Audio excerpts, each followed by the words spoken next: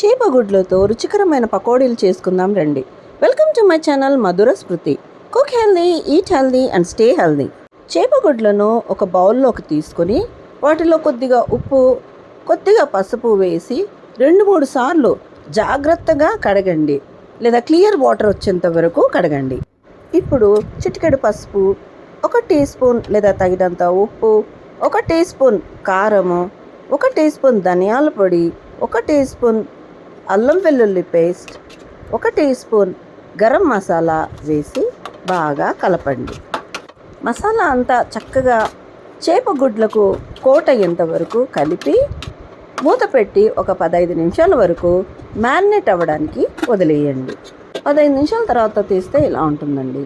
ఇందులో ఇప్పుడు 2 లేదా 3 టేబుల్ స్పూన్లు వరిపిండి, 2-3 టేబుల్ స్పూన్లు బేసిన్, అదేనండి శనగపిండి, సన్నగా తరిగిన ఉల్లిపాయలు మీడియం సైజువి 2 ఇవి కూడా వేసేసి బాగా కలిపి ఒక 2 నుంచి 5 నిమిషాల వరకు పక్కన పెట్టండి.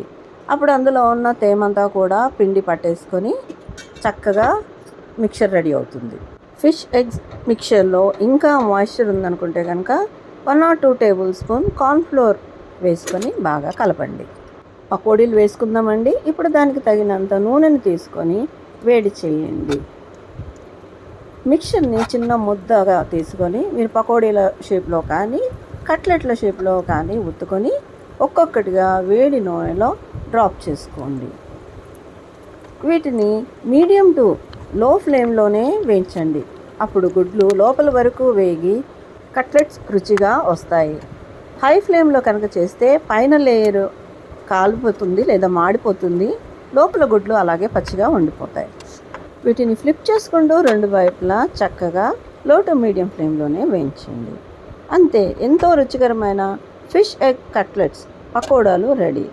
మిగతా మిక్చర్తో కూడా ఇలాగే వేసుకోండి. చేపగుడ్లు నూనెను కూడా చాలా తక్కువగా పీల్చుకుంటుందండి. ఇవి ఆరోగ్యానికి ఎంతో మేలు చేస్తుంది.